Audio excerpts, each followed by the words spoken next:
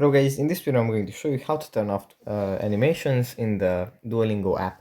But before that, don't forget to subscribe, leave a comment down below, because at 10,000 subscribers I'm going to show you my whole YouTube revenue statistics and growth strategy. So without further ado, let's just jump right into it. First we have to open up Duolingo. And here it opens up in the home menu.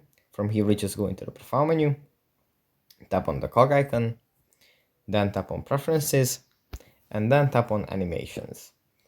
Now we turn the animations off, so we won't see any animations during our course and during our practice.